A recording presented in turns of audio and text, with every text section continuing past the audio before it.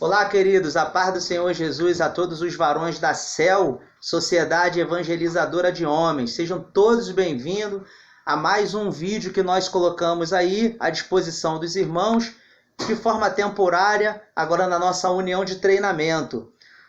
Sobre a direção do nosso irmão Tadeu e do nosso irmão Naldo, foi pedido que a gente fizesse desde o ano passado alguns vídeos de título histórico, tudo aquilo que concerne a nossa fé e que tratasse de maneira histórica, ou seja, o que estava acontecendo em torno da nossa fé, porque tudo acontece dentro de um contexto, não é verdade?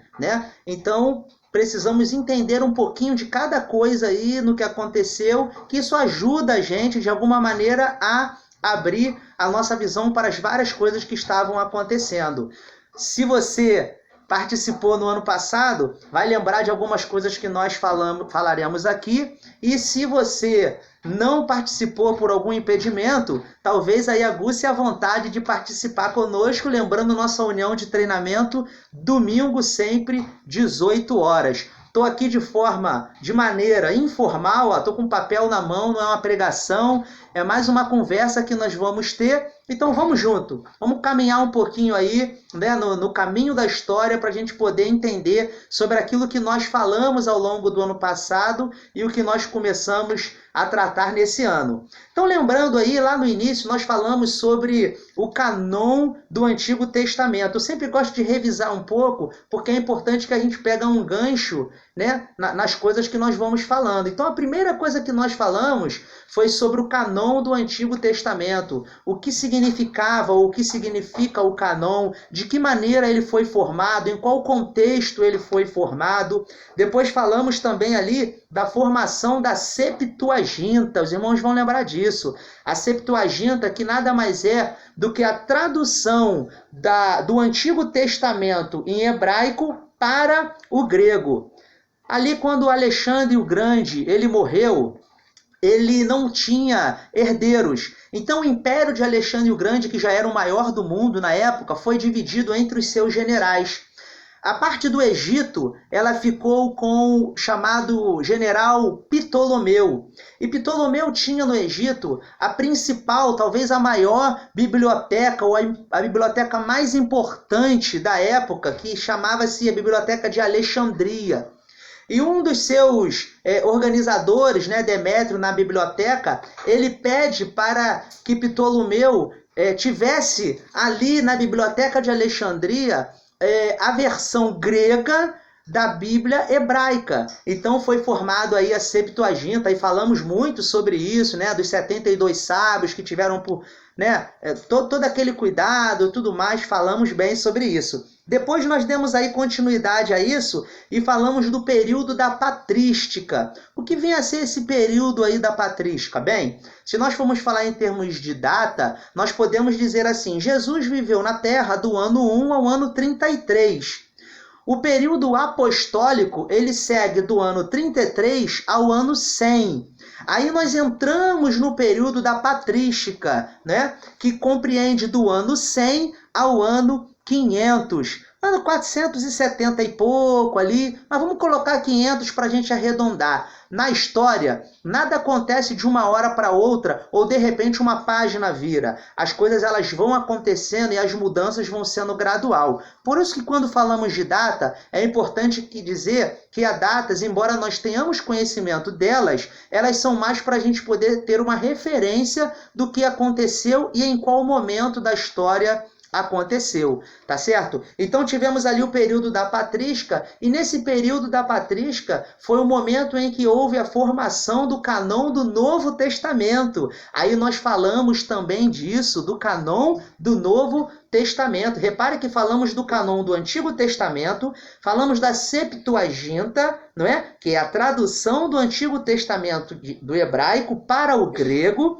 e falamos depois do canon do Novo Testamento. O canon do Novo Testamento falamos ali rapidamente, detalhadamente, mas agora só parafraseando, ele se dá no período da patrística. Ele começa do ano 33 ao ano 100, é o período em que a palavra de Deus, o Novo Testamento, foi escrito. E do período 100 ao ano 360 e pouquinho, é o período dentro da patrística em que esse canon ele é organizado, em que ele é formado de uma maneira muito cuidadosa, passo a passo, coisas que foram acontecendo ao longo do tempo, e isso nós também já estudamos. Eu só estou parafraseando os nossos temas, só para a gente poder dar uma pequena lembrada aí, não é verdade? Falamos também ali que nesse período, por exemplo, no ano 416, a igreja ela passou a batizar crianças, né?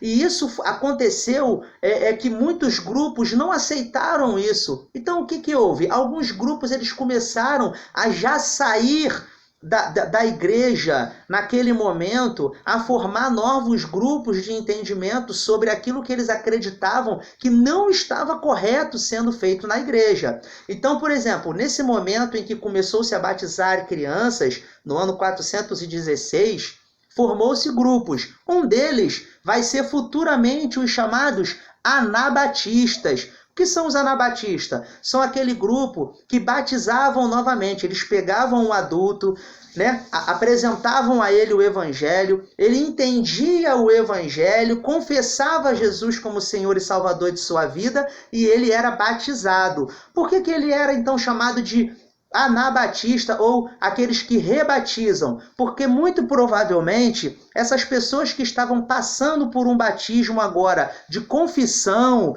por seu ato de fé, já tinham sido batizados quando crianças, tá certo? Então são os chamados anabatistas. Começou ali e se seguiu ao longo do tempo, não é? Nós temos aí também, falamos na questão histórica, envolvendo ali o calvinismo e o arminianismo, né? O que cada um deles tinha, qual era a visão de cada um, o que cada um falava sobre a linha de ideia, qual foi o período de Calvino, qual foi o período de Armínio, se ambos viveram, se foram contemporâneos, ou seja, se viveram na mesma época, qual a ideia de Calvino se baseava no estudo de quem, a ideia de Armínio, ela se baseava no estudo de quem? Tudo isso nós falamos não na questão doutrinária, mas nós falamos no sentido histórico, apresentando aquilo que aconteceu ao longo do tempo. Falamos também, há pouco tempo agora, né, já chegando aí no nosso estudo atual, nós falamos sobre as modernas versões da Bíblia. Aí falamos sobre o contexto histórico que envolveu as versões, né, as traduções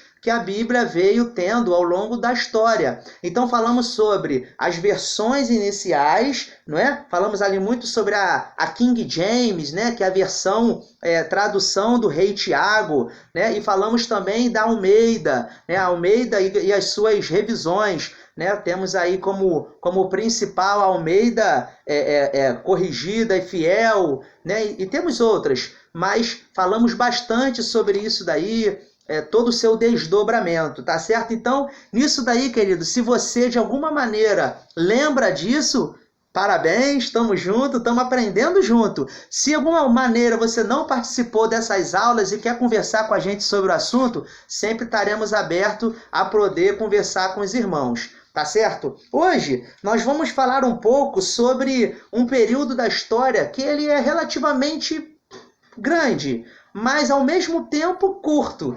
Como é isso, Guedes? Bom, se nós formos olhar a história de uma maneira ampla, ele é relativamente curto.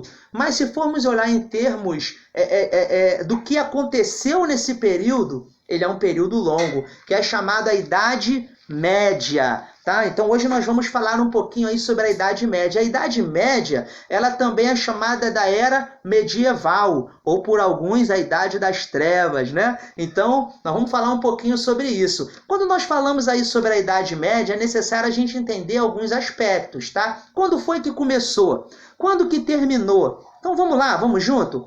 No ano 476, com a queda do Império Romano, começa então a Idade Média. tá certo? E quando que ela termina? Ela vai terminar lá no ano 1453, com a conquista de Constantinopla, quando o Império Turco-Otomano, liderado por Maomé II, ele consegue invadir Constantinopla e derrubar ali o último refúgio que o Império Romano tinha como seu, que era a capital, né, de Roma na época. Então, nesse momento, os historiadores, os teólogos e tudo mais, eles vão dizer que acontece ali o fim da Idade Média. Então, do ano 456 temos o início e nós temos aí o seu fim, dada no ano 1453. Bom, como eu falei para os irmãos, na história não é assim nada de repente. Existem várias outras coisas que tanto vão marcar o início da Idade Média, como também várias outras coisas que irão marcar o fim da Idade Média. Uma das coisas principais que vai marcar o fim da Idade Média é algo que está diretamente ligado à nossa fé. O que, Guedes? A Reforma Protestante. Ela acontece no ano de 1517 e a maioria dos historiadores vão dizer que a Reforma Protestante foi justamente o virar de página. É como se a página estivesse virando, mas quando acontece a Reforma Protestante, a página é literalmente virada e nós entramos aí num tempo moderno, tá? Onde a Idade Média ela é deixada para trás, onde o nível de conhecimento passa a ser outro,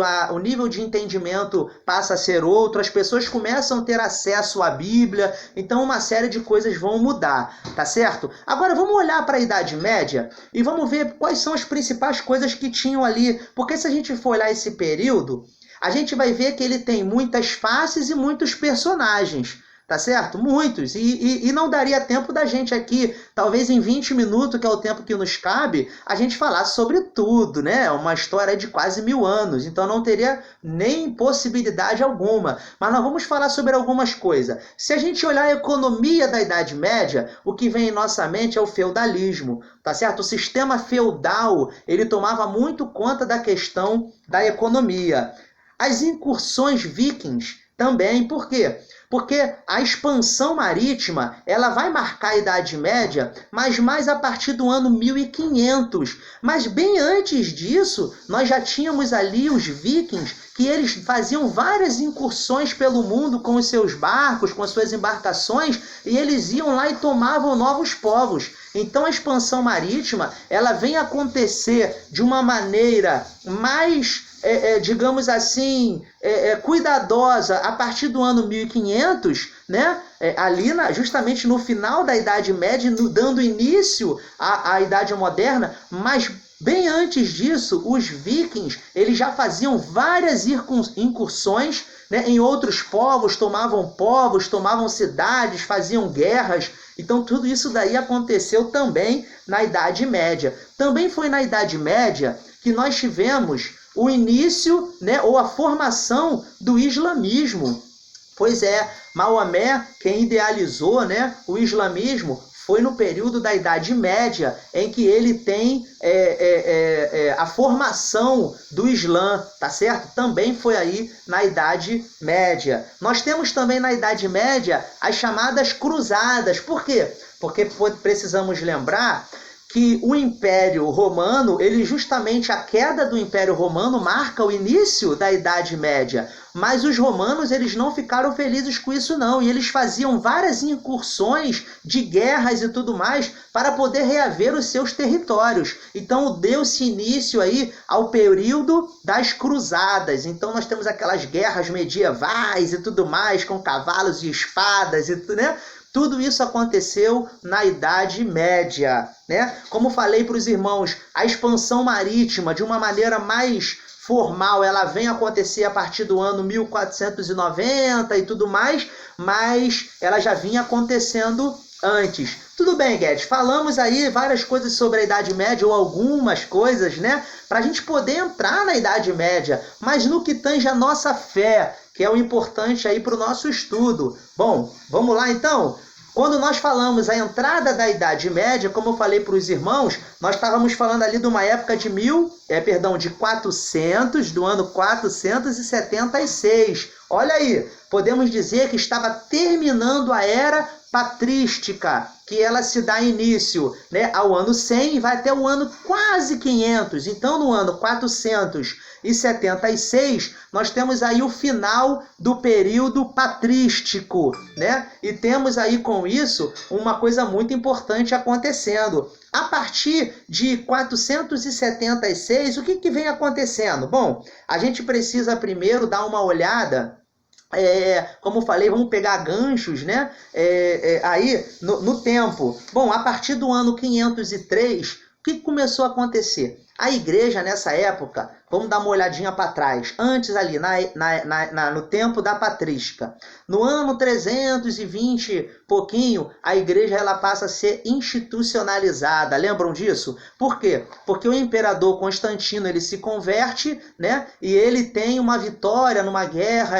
Alguns vão dizer que foi uma visão, outros vão dizer que foi um sonho. Mas, enfim, ele teve uma guerra e ele sonhou ou teve a visão de uma cruz. Então ele colocou essa cruz no escudo dos seus guerreiros e ele venceu a guerra. Nesse momento ele se volta para o cristianismo e daquele momento em diante, com a conversão de Constantino, a igreja, que ela era algo que era pregada ao longo do tempo, não é? Ela passa a ser institucionalizada e o que acontece? A religião do império passa a ser o cristianismo. Então isso provocou muitas mudanças, muitas coisas aconteceram nesse período em que está diretamente ligado aí com a história, tá vendo?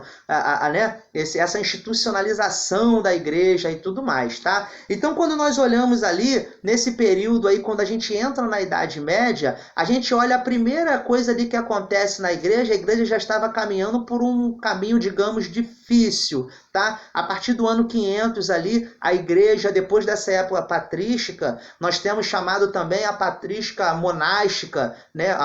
A escolática, e aí vai se desempenhar em outras coisas, né? Não teve grandes nomes da patrística da escolática. Então teve ali uma série de coisas que não vamos conseguir agora pontuar, porque nosso tempo é muito curto. Então vamos dar uma passadinha por isso e vamos entender aí o que aconteceu. No ano 503, eu vou ler aqui para os irmãos, começou a divulgar a existência do purgatório. Olha aí que mudança importante, né? Porque o purgatório, até o ano 503, ele não tinha sido apresentado como doutrina na igreja, né? Foi a partir do ano 503, já na Idade Média, que a igreja começa a fazer mudanças significativas à nossa fé, tá certo? Mudanças essas que foram irresponsáveis, políticas, e elas levaram a nossa fé por um caminho. Quando eu falo nossa fé, subentende-se a fé cristã, tá certo? Porque lá na Reforma Protestante as coisas vão tomar uma nova figura,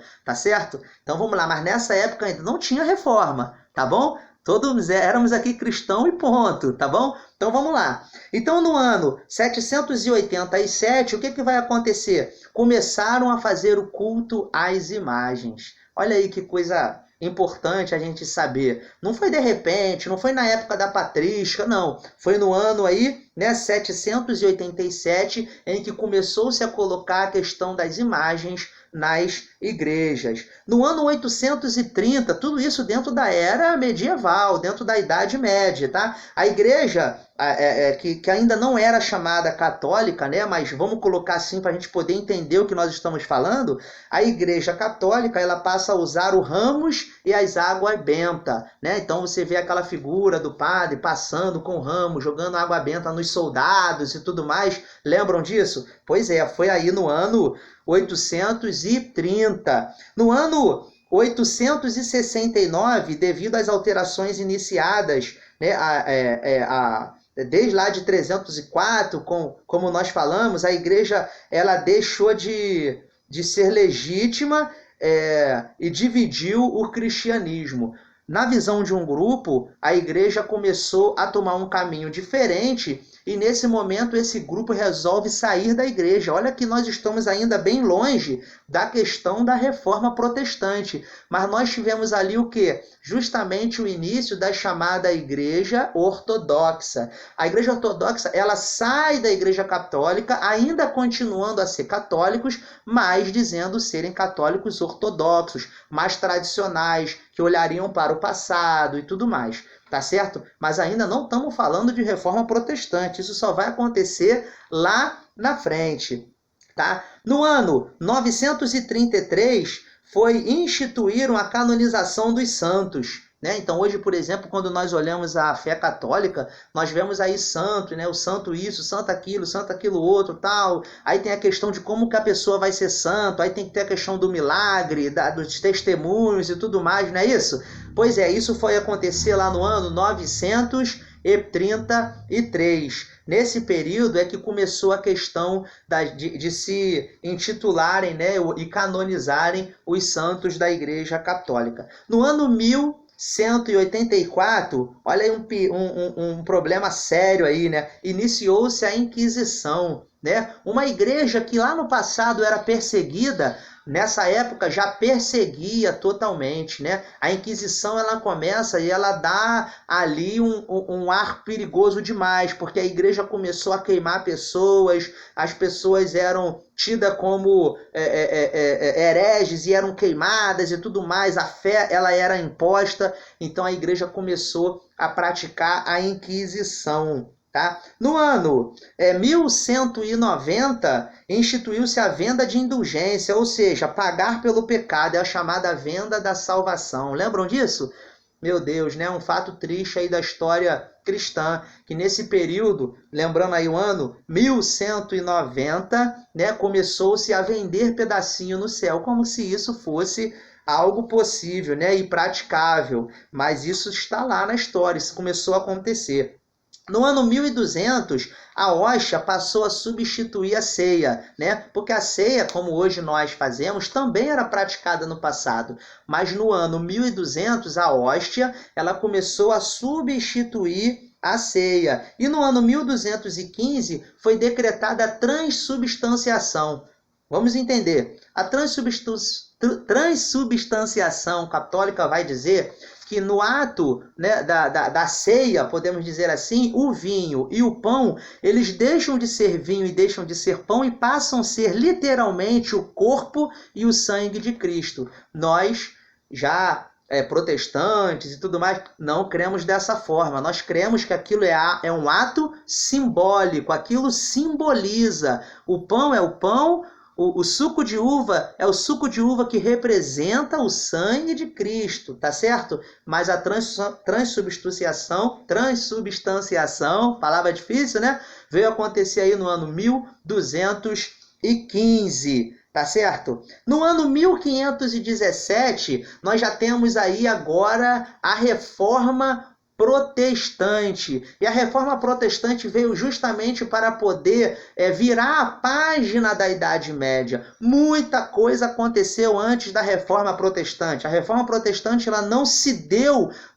na sua totalidade, né, com Martim Lutero, com João Calvino, não. Vários personagens fizeram parte desse importante processo, muitos personagens, né? Nós tivemos ali vários homens, então nós não podemos falar porque, meu Deus, a gente ia ficar aqui conversando a tarde toda, daqui a pouco tem culto, olha aí o culto aí, meu irmão, vamos cultuar o Senhor daqui a pouco.